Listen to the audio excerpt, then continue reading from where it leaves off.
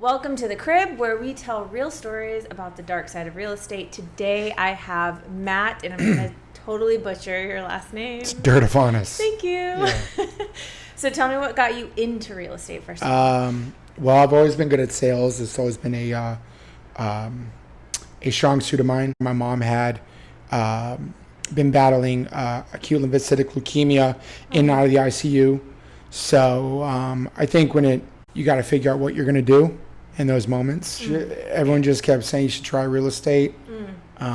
What year was it? How long has it been since you've been in real estate? I got my license in 2019. I didn't officially start selling until 2021-ish. Oh, okay. So you're fairly new. Yeah, I guess you could say I'm a new face. Okay, I love that. But I've been around the block. Yeah. Yeah. I heard my friends used to kind of joke around saying if you could sell dope, you could sell real estate. Yeah. I'm not admitting to anything. Oh, God. I would be terrible. Yeah, I'm not implicating myself in anything. I'm just saying if you know how to sell dope, you can certainly sell real estate. So in your short time then, you have had some crazy stories. Are you primarily resale, or are you wholesale, or are you investor? What's your background? I'm not a wholesaler. I've never been one to kind of involve myself with wholesaling. It's a tough gig. Yeah. I feel like there's not a lot of honest wholesalers. Yeah. And resale has been my thing. Okay. Along with luxury. I just kind of accidentally walked into luxury. Oh, I would love to accidentally walk into luxury. Yeah. It's definitely a different type of beast. Tell me about the story that keeps you up at night. Doesn't necessarily keep me up at night. I'm not fearful of much. It was a wholesale deal. And really quickly, the wholesale deal, were you repping the buyer on that? Yeah, I was repping the buyer. He was Okay. my client. And you were dealing with the wholesaler? Yeah, I was dealing with the wholesaler. Gotcha. They told us to go check out the property. We gained entry to the home and like normal. And I started noticing a lot of the furniture was left behind. Clothing, a lot of clothing, a lot of personal items. And I started becoming somewhat a little bit alarmed. And it was supposed to be vacant? They didn't state to us whether it's supposed to be vacant or not. Okay. But what threw red flags was just the overall amount of just personal items a logical person would leave behind. Yeah. Okay. So that kind of got my attention. My client started, a little bit weirded out, started asking some questions. I was like, I don't know anything. Yeah. And I'm assuming the wholesaler didn't know anything. No, I didn't say anything. The wholesalers, they're not going to be on the up and up always. Yeah. They're just trying to get the deal done. I respect that, but it is what it is. I started finding more and more belongings, personal items. And then I decided, the best way is to scout the neighborhood, circle prospecting, obviously. And so I looked around, who could I potentially talk to? I started knocking on doors. Oh, good. And finally there was this old lady that had just been sitting in front of this home, kind of creepy. Just sitting, just rocking back and forth in this rocking chair. And she looked to be in her 70s. And I asked her, if she knew anything about this home. I'm going to assume that she's probably an OG. Yeah, she was an OG. You could tell she was an OG. The way she just was walking back and forth, it was like she wasn't scared of nothing. Yep. And she was just holding it down. Yep. So I asked her if she knew anything about the property. And she goes, I thought you knew. I was like, I didn't know anything. This was a wholesale deal type of deal. And I told her some of the things that we had been finding in the property, and it just kind of was sketchy.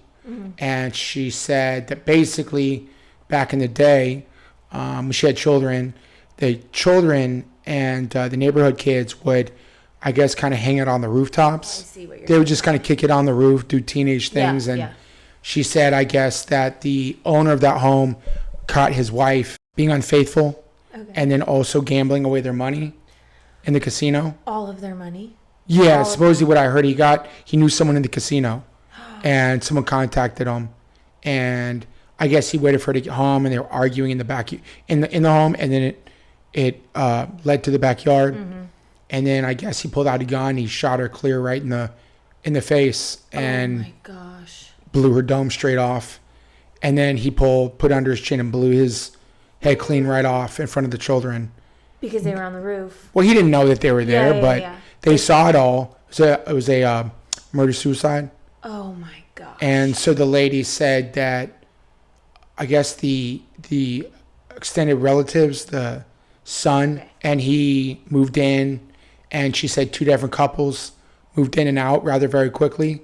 And she said one of the families claimed that they had been attacked or seen something that was of that they couldn't explain. Extreme paranormal. Yeah. Oh my gosh. And they literally left in the middle of the night, both families. And that's why it looked like everything was still there. Yeah, she said whatever they saw was extreme. She said extreme paranormal. And it was enough to literally scare the middle of the night, and they left. That is wild. Yeah. Have you seen that Netflix show called True Haunting? Yeah. Recently, I just went through that, and it reminds me of the haunted house thing, and they couldn't figure it out, and they just left in the middle of the night. Yeah. There's attachments, and there's a paranormal aspect to things. Yeah. And energies that stay in the home. Yeah. For sure. Yeah, and I watched that show, Paranormal Witness. I have not seen that one. Okay, I'm not a big fan, but I watch those types of shows here and there, and it's definitely crazy. I remember representing a seller, and she mentioned that in her house, for some reason, it was just her room. She would wake up with scratches on her face, and I was like, "Please don't tell me that." Yeah, poltergeist activity. Yeah, I mean it's a real thing. I mean there's the other side. And when you went back, did you ever tell the wholesaler? Yeah. So I contacted the wholesaler, and apparently he didn't like that too much, and he didn't like my demeanor. Killed his deal or what? He didn't like my demeanor when I confronted him. I said, I understand certain circumstances, but this was one where so many of their personal belongings were still there. Yeah. That, from what I was told by this woman, that apparently was really, really bad. And I said, I don't understand why you didn't mention anything of that nature. Is there any way to prove that he knew, though? No, that's probably the not. hard part. And from my understanding, in the state of Arizona, you don't have to disclose a murder on the property. Correct. Unless the buyer specifically asks. Did you ever follow up on that property to see if it did? No. Not worth it. Not worth my time. Oh, and then that wholesaler looked up my personal information, I'm assuming on Forewarn, and he started harassing me through Forewarn, or through text messages, excuse me, and started reciting my personal information to me. Are you serious? Yeah, and I had to block him, yeah. No, I told him it wouldn't work in his best interest. I said, you can keep doing it all day, but that's not going to work to your best interest, because if I see you, for sure. People like to talk a lot of shit and do a lot of things. Yeah, especially in this industry. It's the nature of the beast. It's also ego. I can't. But it just as in life, everything is ego driven, and people are very prideful. And unfortunately, like I said, I've been around. Yeah. And I'm not new to this, and so it doesn't really knock me off course. Exactly. You might need me later on. I always think I'll keep record. Yeah. So going back to your client, I'm assuming you ended up finding another house for them, and no, he just stopped his search. Did he? Yeah. Did you feel anything weird in the house? I felt it was pretty stale in the home. What were some of the items that they left behind that you can think of? Just beds, bedding, anything you can name they left behind. Shoes, clothing, luggage. And one of the luggage or the suitcases was just left wide open. It's as if they just were like trying super hard to get out, and they're like, screw this, we just got to go now. They just bailed. Oh, that's I was like, this is wild. Oh, I would never want to be in a house like that. I would never even want that experience. That is... When someone commits when something like that takes place, I mean, you don't know that you're even gone. Exactly. So, like you say, you never know what you're in for in real estate. How you treat people says a lot about you. And remember, you have to go to bed with yourself at night, and you have to wake up with yourself in the morning and look at yourself in the mirror every day. Well, thank you for coming on, Matt. Hey, you're welcome. Where can people find you? What socials do you have? You have Instagram, IG. You can find me on I'm Selling AZ.